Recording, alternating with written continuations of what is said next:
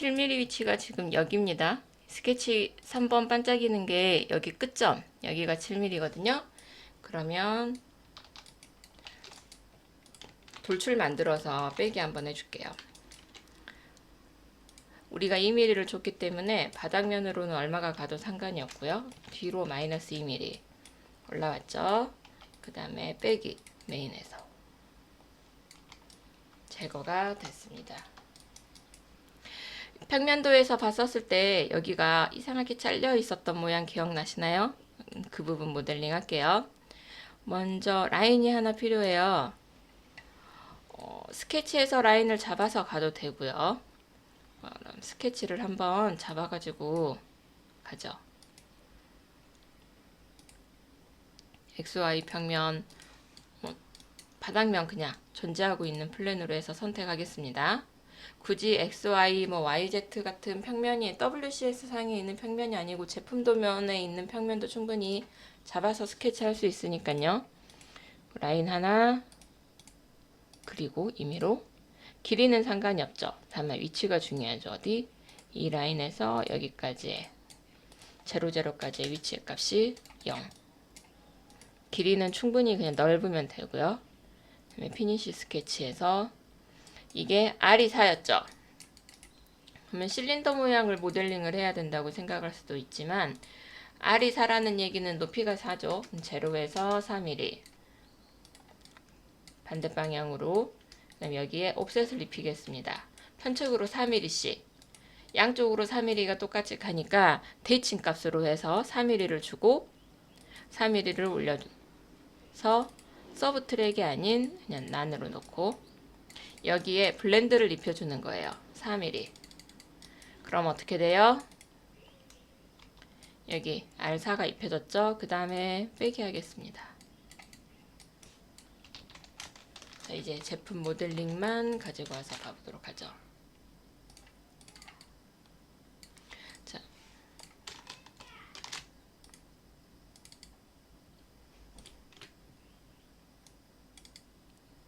여러분이 아까 처음에 보셨던 것처럼 여기 끝부분이 좀 잘려가지고 안 보이죠? 그렇죠? 여기가 R4가 들어가면서 빼기가 되기 때문에 이 부분만큼은 없어져서 여기가 형성이 완전히 동그랗게 되지 않습니다. 그리고 여기 R4 보이고요. 구멍 보이고요. 각도도 있고요.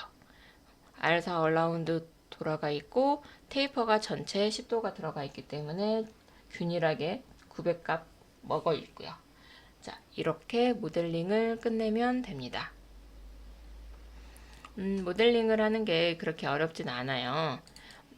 또 와서 여러분이 직접 하면 마우스 컨트롤하고 이러면서 또 시간이 좀 필요하겠지만 모두 다 이게 지금 시작이니까 놓치지 않고 한 명도 빠지지 않고 모두 다 제대로 해가지고 제품 모델링 가겠습니다.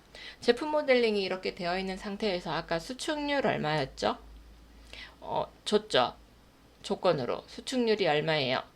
1.005. 그쵸? 그러면 인서트에서 옵셋 스케일에 스케일이라는 명령어가 있습니다. 스케일 바디. 스케일은 여러분 오토캐드에서도 스케일 많이 줬죠? 스케일 바디 클릭하고요. 바디. 스케일을 먹일 바디. 우리 제품 모델링 한 거 클릭하고요. 포인트는 스케일을 할 때 여기를 중심으로 이렇게 키울 건지 여기를 중심으로 키울 건지를 얘기를 하는데 기본적으로는 000가 세팅이 되어 있습니다. 그래서 클릭해서 보면은 0,0,0이에요. 수축률 값은 1.005. 그 다음에 OK. 이거 살짝 늘어났는데 보이나요? 자, 제가 파라메타를 이게 스케일 전이고요. 눈 깜짝할 사이에 커집니다. 커졌죠? 이렇게 해서 제품의 수축률만큼 더 스케일을 키워준 다음에 이제 이 제품을 가지고 캐비티, 코아, 배열 이렇게 시작을 할 거예요. 지금 이 제품 모델링을 하는 게 어떻게 보면 우리가 3D로 사출금형 설계를 하는 데 있어서 시작이 되는 거니까 옆에 조금 진도가 처지는 친구가 있으면 같이 도와주고요. 같이 해서 모두 다 같이 동등하게 시작을 하면 좋겠습니다. 여기에서 캐비티와 코어 모델링도 시작을 할 거예요. 캐비티라고 하면 대부분 이런 외관 쪽이 상측이 됩니다. 그래서 여기에 보이는 제가 색을 한번 입혀볼게요.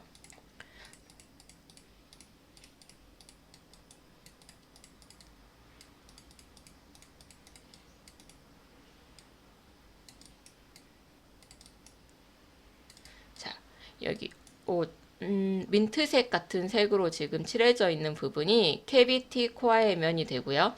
노란색으로 칠해져 제가 빨강으로 칠해 볼게요.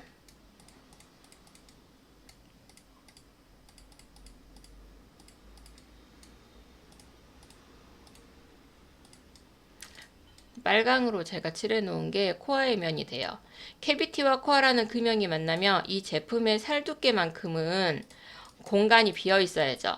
그래야 그 부분으로 수지가 찰 거니까요. 그리고 가운데 구멍이라고 되어 있는 부분은 캐비티에가 핀이 솟아서 하코아에 지금 제가 방금 칠한 이 청록색 부분에 와서 금형과 금형이 만나는 거죠. 금형과 금형이 만나 있으면 그 부분은 구멍이 되겠죠. 수지가 흐를 수 없으니까요. 구멍이 될 거고요. 이 빨간색이 코어 면이 되고 위에 민트색이 캐비티 상측 코어의 면이 되면서 여러분이 모델링을 하실 수 있습니다. 이거는 또 다음 시간에 캐비티 코어 모델링을 하는 시간에 있어서 또 같이 할 건데 일단 이 부분까지 끝나면 모두들 저장을 해서 이 파일을 가지고 있어 주세요. 저장할 때 저장의 위치, 학번, 저장의 폴더 이름 정확하게 적어 주고요. 왜냐하면 계속 이어질 거니까. 그 다음에 네임에 파일 네임에는 학번 제대로 넣어가지고 저는 D 드라이브에 조선20대라는 폴더가 있고요. 이름은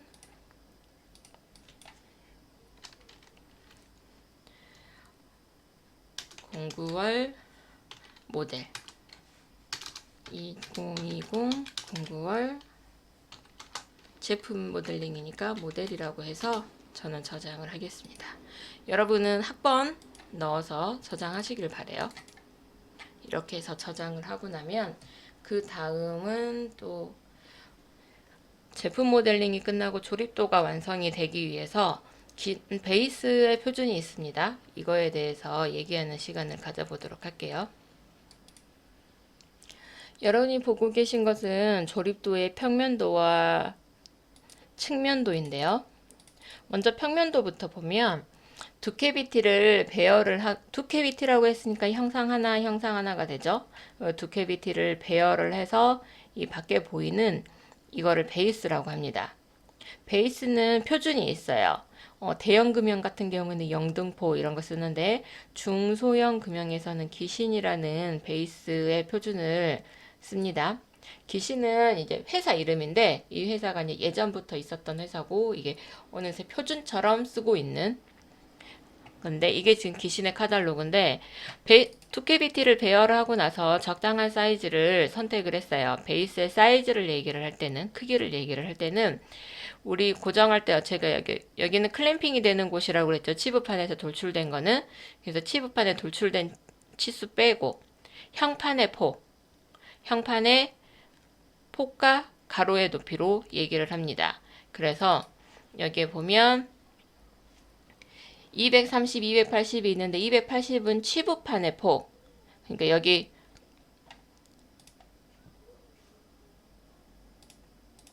지금 280은 여기서부터 여기가 280이고요. 280은 치부판의 폭이고요. 그 다음 230 여기에 보이는 230은 형판의 여기서부터 여기 폭이 230입니다.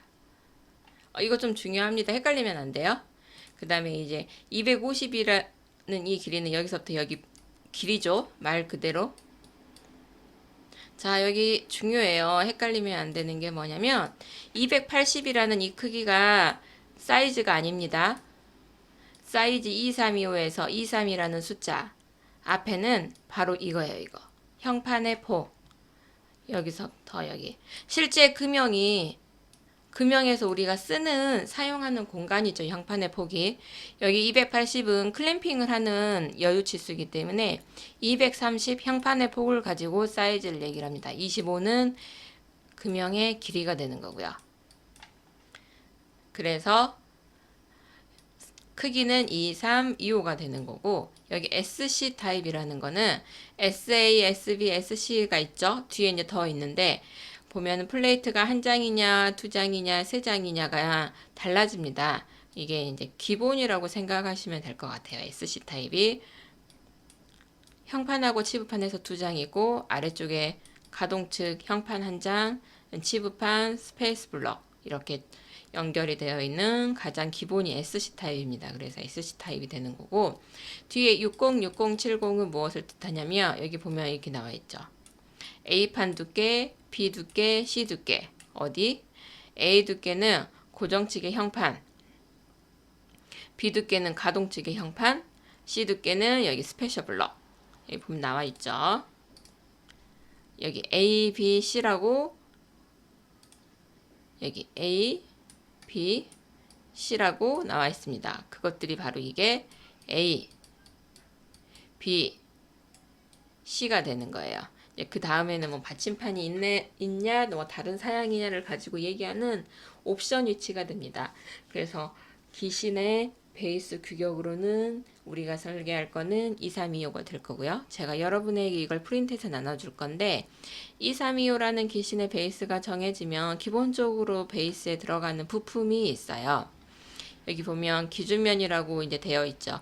기준면은 뭐가 다르냐면 여기가 100, 102, 여기가 204가 있죠. 204는 나누기 2 하면 100이죠. 기준면이라는 곳은 한쪽은 가이드핀의 위치가 2mm가 다른 거예요. 100으로. 예, 지금 가에 보이는 요거 4개가 가이드핀입니다. 그리고 2325 베이스의 가이드핀은 20파이를 사용을 합니다. 이게 표준으로 정해져 있어요.